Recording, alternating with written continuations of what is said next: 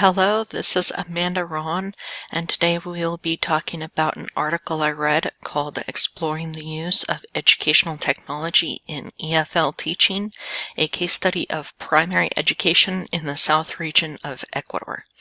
If you'll look at the map here at the bottom right-hand corner, we have a map of Ecuador, and you'll notice that the case study would have been done around Guayaquil, Cuenca, Machala, and Loja.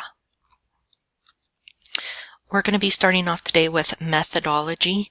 There were 150 students and 15 teachers who participated in this case study. All of these individuals were native Spanish speakers, and the data was collected from 10 different state schools. Students' ages ranged from 10 to 12. Data collection included surveys taken by both teachers and students, and these surveys included open-ended and close-ended questions. Observation sheets were also used, as well as observations of English classes. Now, one of the things that I'll be mentioning as we go along here is some limitations I mentioned. Some limitations I noticed throughout the article, and right here is a really good example. The article mentioned observation sheets, as well as observations of English classes. Now, since there were no explanation of what an observation sheet is, or what the observations of English classes included, we have no way to tell if these are different, as they were listed differently, or if they were actually two ways of saying the same thing. We don't know. Qualitative and quantitative methods were used in analysis, supposedly. We'll mention that later. Data was tabulated using Excel tables and then analyzed. Unfortunately, here is another example of a limitation. The article very specifically simply said that the data was analyzed. That does not tell me anything, but if you have any ideas, feel free to let your mind wander. Actual technology use in the EFL classrooms in Ecuador. The student perceptions were 19 students said yes, 131 students said no. For the teachers, 5 teachers said yes, and 10 teachers said no. Now, if you're asking what did they say yes or no to, that's a great question. They did not tell us. So, what I was able to understand is that this is them responding to whether technology is actually used in the classroom. And this leaves us with a lot of other questions. How frequently was it used? What expectations did the researchers put on the participants? What defined yes and no? There are a lot of ways that we could have learned more.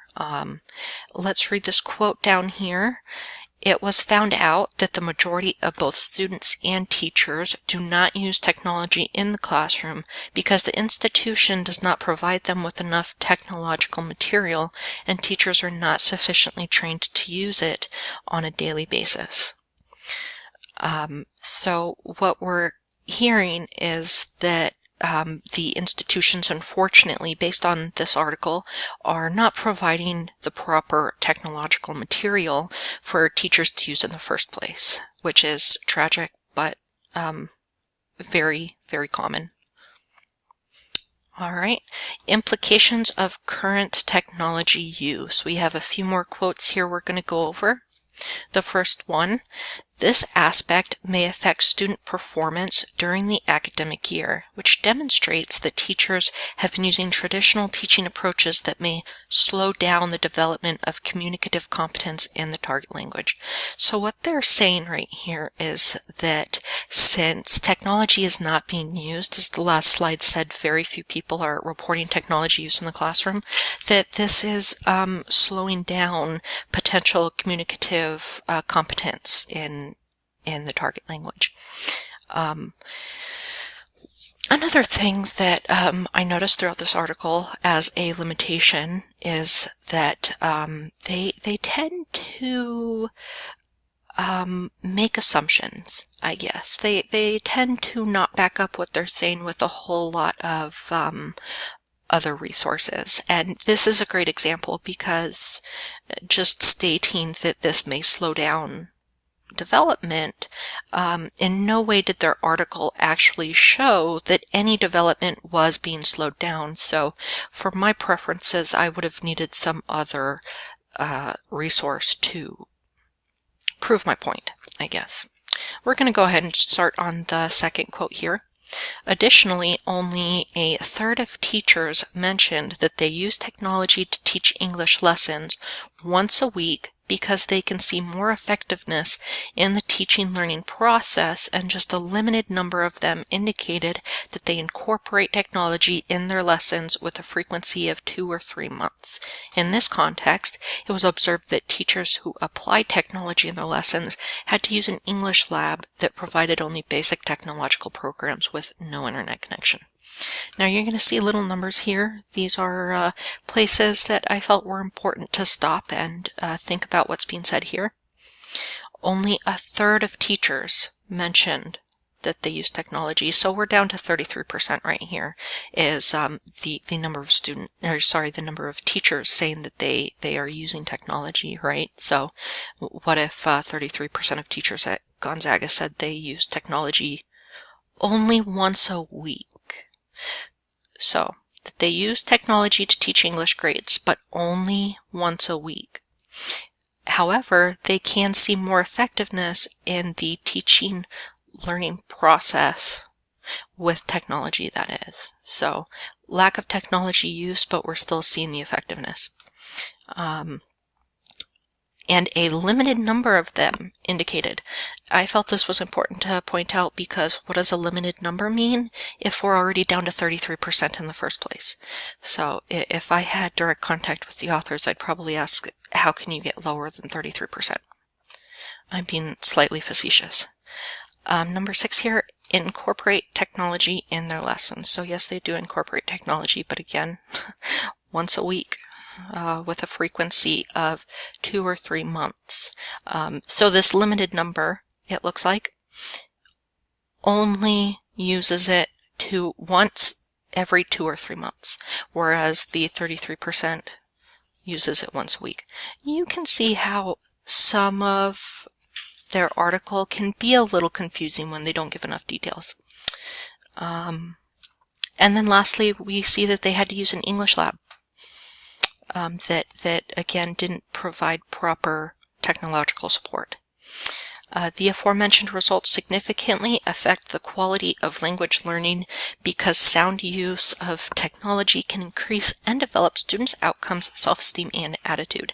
This is another situation where I felt there was a lot being suggested and not really backed up, unfortunately. I agree with the statement, but they're stating it out of the blue. All right, we're going to see some of the types of technologies that they reported having actually used in the classroom. And we have mostly YouTube videos right here. If you look at the pie chart, we have 53% YouTube videos. And then we have 10% podcasts, 9% Padlet, 15% PowerPoint or Prezi, and 13% of others, or do not use.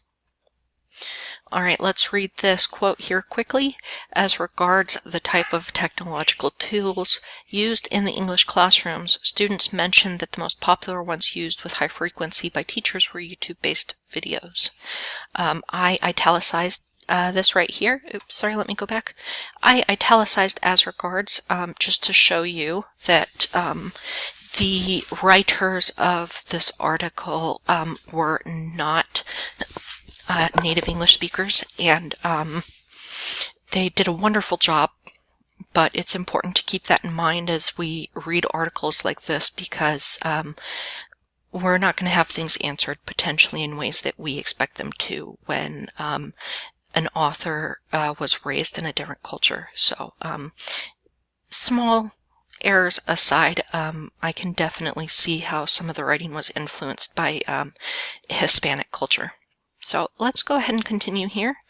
perspectives on technology use. So this is despite the small amount of use actually being done in the classroom, what were the perspectives for the students and for the technologies and for the teachers in terms of technology in the classroom? So the students were asked about their perception of effectiveness of the usage of technological tools to improve English language proficiency. Almost 90% considered them really productive for their learning process. They also affirmed that through their use of technology, they can achieve better academic results. If you see this 89% down here, that's because they are equating 89 to 90%. In this sentence. I really love that they asked the students their perspective on technology. So this is a wonderful part of the article where they reached out to both students and teachers. But I would definitely have liked to see them really take into account the students' ages, because if you'll remember from the methodology, the students are only 10 to 12 years old. And I doubt that a child that young is going to understand the full grasp of options, opportunities, effectiveness. So that, in my opinion, if it were my study, I would have delved into that a little bit more. But let's see what the teachers had to say. Teachers likewise confirmed that the application of technology in the classroom is extremely important for students to improve their listening, speaking, reading, and writing skills at a higher level. In fact, the use of technology also makes the lessons more efficient. So here we're seeing that the teachers are agreeing with the students that they see the importance of using technology in the classroom, and that they feel technology makes the lessons more efficient in general,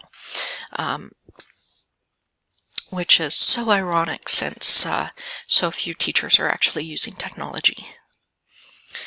What do the students think of technology? We kind of just went over that, but let's look at another quote here. Most students claimed they are not afraid of working with technology. In fact, they would welcome its usage. They also pointed out that technology allows them immediate access to information, which facilitates the learning process inside and outside the classroom.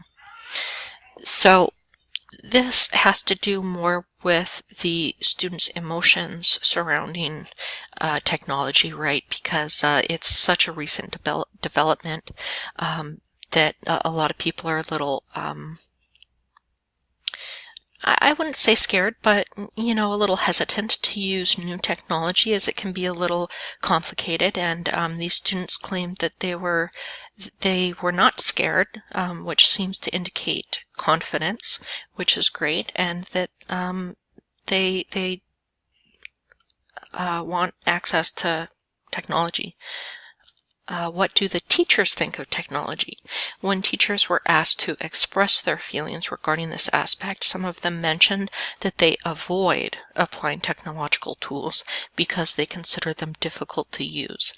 This fact was confirmed while observing the English lessons during which teachers were struggling with the basic devices that the institution provided. For this reason, they would like to be trained in the use of educational technological tools in order to feel more competent as educators. So we see a lot going on in this quote, right? So the teachers, we've already seen from other quotes from earlier in the article that teachers are feeling like technology is good for the classroom, is good for the students, is good for the lessons. However, they are avoiding using tools because they're difficult to use. So the teachers don't have the proper training here.